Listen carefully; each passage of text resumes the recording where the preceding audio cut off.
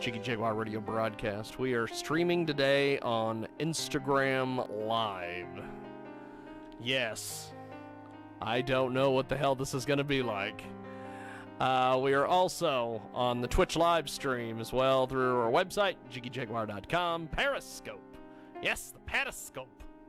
And, as Johnny Kim would say to Facebook.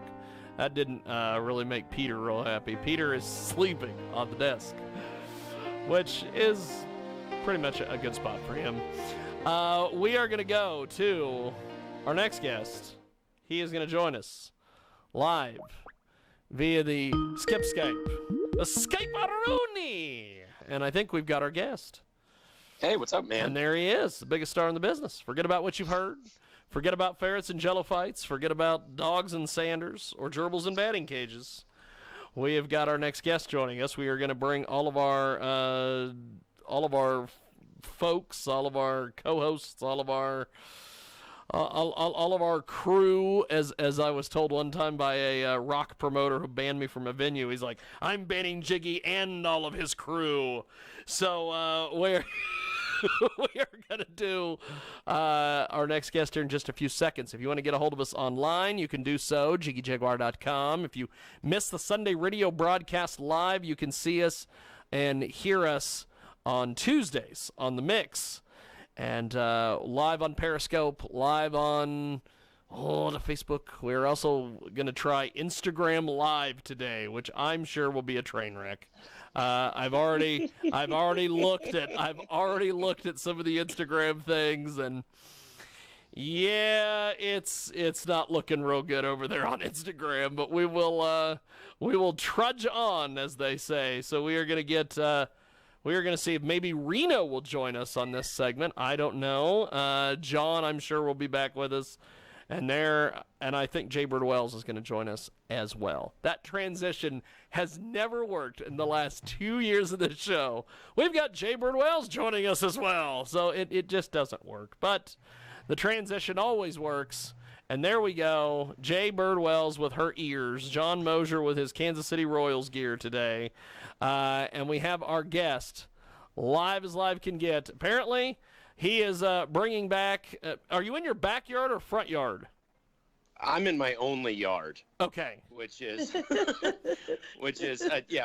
have a porch with like fantastic. dirt in it. Fantastic. That works because we used to have a show on social media, which was just it was an odd little show.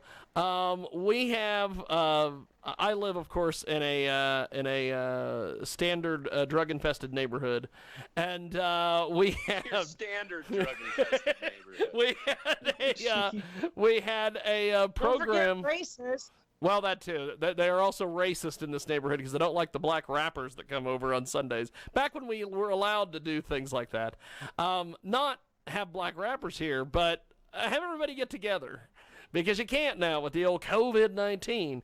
But we used to have a show called Live from Someone's Front Porch, where we would take musicians and they would go perform on people's porches. And it was an odd deal. I think it lasted 4 episodes before we ran out of front porches, or we ran out of bands. I don't know. You didn't give it enough time to develop. So you got to do at least 100 episodes. I've got to do anybody pays. Well, you know you are correct because we did at least 100 episodes of Jiggy Jag TV before people started noticing that there was a TV show each week on Access TV. So go ahead and give us a brief introduction on yourself, my friend. I'll let you do your own introduction. Oh wow! I don't know. I don't even know what to say. I'm Aaron Howell from the International Power Rock Combo Motherfucking Ruckus from Denver and Chicago, respectively. Yeah, and I'm here to talk to you about the new comic book, right? Yes. What we're doing? Yes. So take us through this whole thing here. Oh, she's gonna stalk you on social media, so go ahead and spell okay, your. cool. Imagine that. Yeah. So if you're are you looking on Facebook? If you just if you go to facebook.com MF Ruckus Band, that's where you'll find us on there, and then we're on Instagram at MF Ruckus as well. So let's see. Well, we we went on together when we released the first comic, I'm pretty sure. Yes. And we've now gotten to the third book, and we just put up a digital PDF version of the book, and we're getting ready to print it here soon. But it's kind of a timely work, because it's a rock and roll comic about the apocalypse. So yeah, we just put out the third one, and we're super stoked about it. So I guess you've got a pretty good thing to play off for you to do your next chapter with all this COVID nonsense. Yeah. I mean, I'm sure it will find its way into at least into the mood of the whole thing at some point. I mean, some of my friends, when the COVID things first started rolling out, made jokes about about the comic and going, "Look what you did!" Like, like it was some kind of prophecy thing. I don't know, but yeah, it's the story of us as a rock and roll band in the year 2040, traveling around the barren wastelands of the post-apocalypse, trying to make a living, scrapping for supplies, and playing rock and roll at speakeasies in the various encampments around this world. And yeah, the story's really starting to go some places, and I'm pretty excited about it. It's been a lot of fun. We have got a great guest with us today. I'll tell you, this project you have, my friend, is pretty damn amazing. We were chatting with Aaron today, of course, from MF Ruckus, and you can check out the third chapter in their post-apocalyptic comic book series, The Front Lines of Good Times, as a free downloadable PDF, and he calls us live from Denver, Colorado. And, that's right, from Denver, Colorado. Look at that. And people can check out the comic book right now if they go to mfruckus.com/comics. You can see all three of the last three chapters of the comic in PDF form. There's also chapter 1 and 2 available in animated motion comic. And we're getting ready to roll all the audio from the first three chapters out as kind of like a podcast, so that people can listen to it while they read the comics, either online or at home with the printed versions. So we're getting ready to roll that out pretty soon. And the new comic, the chapter 3 audio, features some cameos from Karen Kuda, formerly of Nashville Pussy, and Hemi Kuda and Egoista. Blaine Cartwright from Nashville Pussy's on it. I don't know if you guys are familiar with the rapper Ritz. Yes, I interviewed him one time when he came through with Tech Nine. He was on a Tech Nine tour. I interviewed him at one point for that. Super cool guy. He is a super cool dude. Yeah. We did I write and I do voiceovers for this show called The Nug Nation on the Burn TV network. And we had Ritz in to do an episode. And while I had him and had a mic in front of him, I was like, hey, would you be interested in doing a one-line cameo in a motion comic? And he was like, what's it about? I was like, a rock and roll band that travels around the post-apocalypse, getting into trouble and having adventures. So he was like, fuck yeah, dude. So, yeah, we got him on. Ritz is a really cool guy. He's really fun. So yeah, we got a bunch of that. And then additionally, a bunch of the people who back us on Patreon are on there. Our tour manager, John, does the voice of his own character. He plays himself. Our own characters. So he essentially plays himself. Yeah. Well, that's the thing is most of the story is fictionalized versions of either real events or real people, or loosely tied to some sort of theme in reality, or tour stories, or like a bunch of the jokes are just old van jokes that we've been telling for years. You know what I mean? So it's a ton of fun. Like, give an example. Give an example. Like one thing that keeps coming up in the story is references to Dr. Pepper, because that is like gold when we're traveling. You know, anytime we stop for gas, we get Dr. Pepper. When we were traveling in Europe, you couldn't find Dr. Pepper anywhere. And so there's this, it like keeps coming up as sort of like a rarity.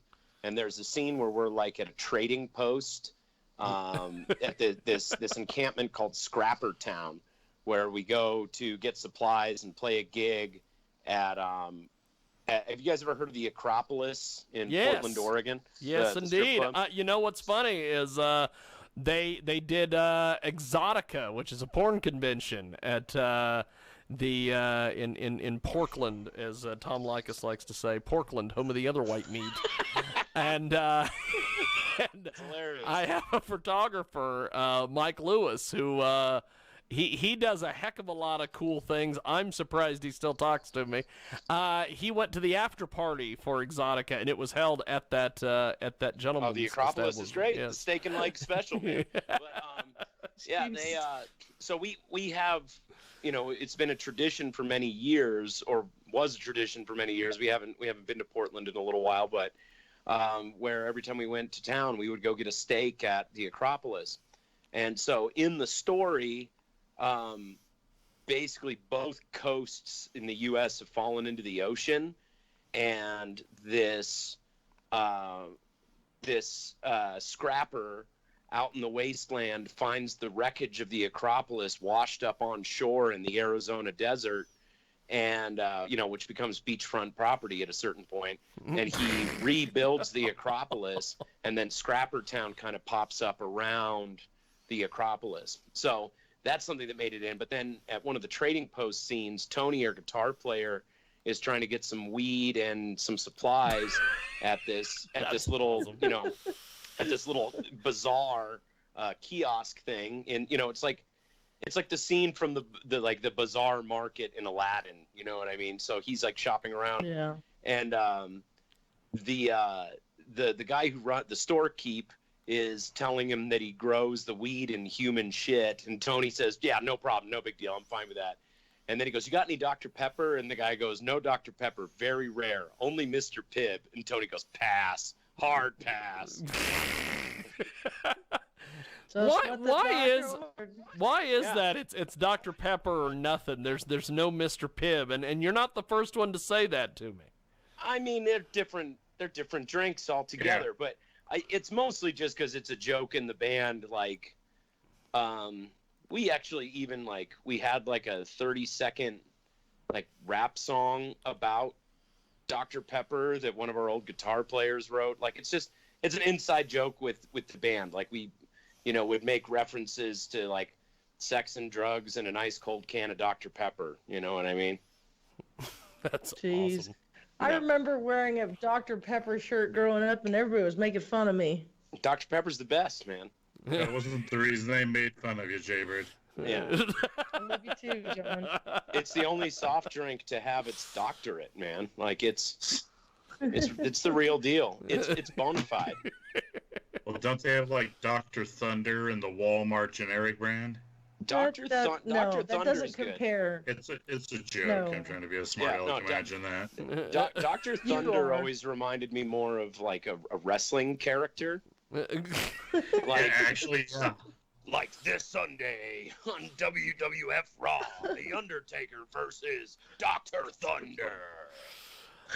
Well, you know, if that guy would work during the COVID epidemic, I think Vince would probably give him a spot. Yeah. Yeah. So, what's been the reaction to this third chapter, essentially, in this story? Well, unfortunately, like a lot of artists, I think, are experiencing right now, there's obviously a whole lot of great content that's coming out, because pretty much we're all TV now. We're all radio now. You know, the production schedules have been slid back for the foreseeable future. So a great deal of the content that's coming out now is being generated by just individuals, just sovereign citizens out there making stuff and putting music online. So so it's awesome, but at the same time, it's also flooding the marketplace. I mean, it's not even a marketplace anymore. It's just flooding the world with so much content. And then also at the same time, pretty much everything people are writing about in publications and paying attention to is COVID-19 stuff.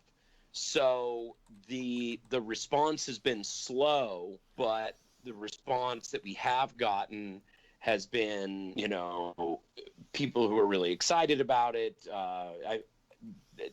loving the artwork in it. Jake Fairley, our illustrator, did a fantastic job. I think once we put out the motion comic, it's going to probably get a little bit more steam, and it'll be at the end of the COVID thing. So, you know, hopefully it'll get a little bit more traction. But our record label pushed back our album release till the fall of 2021, just because no one's putting out records right now. You know, there's no budgets really to speak of, and it's people just aren't paying attention to that. They're binging on content for sure, but the media outlets I don't think are writing about anything but COVID stories. So there's just not a ton. There's just not a ton coming out about anything right now. But with the last motion comic that we released, which is also on mfruckus.com/comics, we got a mixed response of people who were really stoked about it and people who were really confused about it, because it's not very often a rock and roll band subverts their own music and just plays it in the background as the soundtrack to a 15-20 minute post-apocalyptic motion comic. You know what I mean? It's an unusual thing. But I think that once we get a few more chapters into it and people start following the story and see where it's going and seeing how it develops, I think it's going to catch on. It has really been getting a lot of play on Hart Fisher's network, American Horrors. So it's streamed now several times on the American Horrors channel on Roku. So we're super stoked about that. That's awesome. So I mean, it's getting around, it's getting played, but it's going to take time to gain traction, because it is an unusual piece of content for a rock and roll band to put out. We have got. I was kind of always wondering. Yes. Sorry. No. Go ahead. What inspires you to do that? I mean, I actually think it's kind of cool. But what inspired you guys to do that? The original idea was I started to see how bands were moving away from the album model and moving towards more of the single model. And I remember that the last full-length album we put out, I was disappointed at the life cycle of an album and how an album would come out and it would you know, get a lot of publicity and people would be really into it for a minute, and then it just gets consumed and dies out. And I wanted something that gave the songs more of their own individual life. So the original idea was to create something that was like a piece of content which would, like a piece of supplementary content to go with every song that we put out. And it was a really ambitious thing. I was trying to do a motion comic and a video and, you know, all these different things for each and every song. And I found out the hard way just really what an ambitious undertaking that was. But then, you know, after kind of working on the comic and writing it, I just started to think of it as just another thing from our creative universe. And it's another way to get my yayas out in between shows and recordings. You know, I mean, I do a podcast every week as well for the band. The MF podcast is on all our channels and Spotify and Apple Podcasts and Google Play and all that shit. But I like to keep busy. So I have like our weekly piece of content, which is the podcast. I have our daily content, which is our SoundCloud page, which we call Seeds and Stems, because it's all demos and stems and bootleg live recordings and things like that. And then, you know, we try to play a show every month or every couple of months. And then the comic book is kind of like our quarterly piece of content that we put out. I just like to do a lot of stuff. And I know as a fan, like the bands that I'm a fan of really have an expansive universe for the diehard fans to sink their teeth into. And, you know, I wanted to do more than just make records and play shows. I wanted to do something else. That's awesome. That's awesome. We have got a great guest with us today. Aaron joins us here in our broadcast. MF Ruckus. They, of course, have the third chapter in their great comic series. Do you enjoy the comic versus the music, or both, or? Well, my favorite thing to do is travel the world and play rock and roll shows with my friends. Yeah, that's my favorite thing to do. But, you know, like I said, the comic gets to flex another muscle that I don't get to flex so much. It's, you know, it's not writing lyrics or poetry. It's writing a narrative. And I have a lot of fun doing that. And it's something that I've kind of always wanted to do. You know, I have interest in writing a film script as well. I have an idea for kind of a grindhouse comedy that focuses on the band that I plan to put out here in the next couple years. You know, I like expanding upon it. I get a lot of satisfaction out of that. That's fantastic. So you mentioned the podcast earlier. You guys are putting these up online with also you can check out mfruckus.com for more information on the podcast. So tell us about this podcast. Yeah, so it started out as just kind of something on a lark that our guitar player Tony talked me into doing. I was just doing commentary on some of our songs where I would basically play one of our songs through GarageBand and just talk over it. And then eventually it moved into us just sitting around cracking jokes. And over time, and getting better and better and attracting more people to the podcast and honing our production skills, it's become a 3-hour long conversation format live stream podcast that we stream live on YouTube and Facebook and Periscope. And it's our guests are all friends and acquaintances from the world of independent art and music.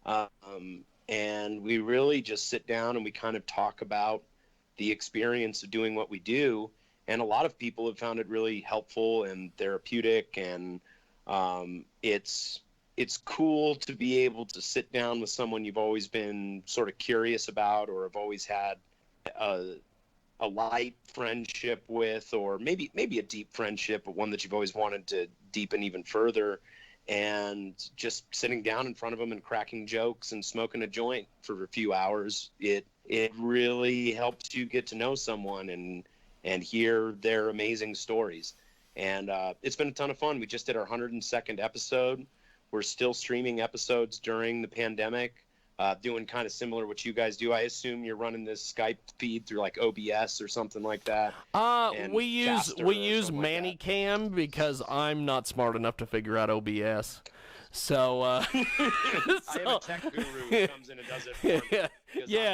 Yes. It seems like you've made it when you've got a tech guru, because Joe Rogan has a tech guru. Jackson Galaxy, the cat guy, has a tech guru. So you've got a tech guru, so you've made it, my friend.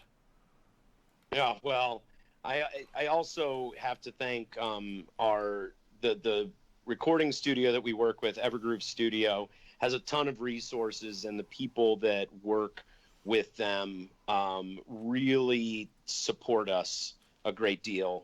So their video tech guru, Ethan Klein, he just came on board on a voluntary basis because he believes in what we're doing. And also he sees the potential of the Nug Nation studios, the Burn TV studios, and all the stuff we're doing there.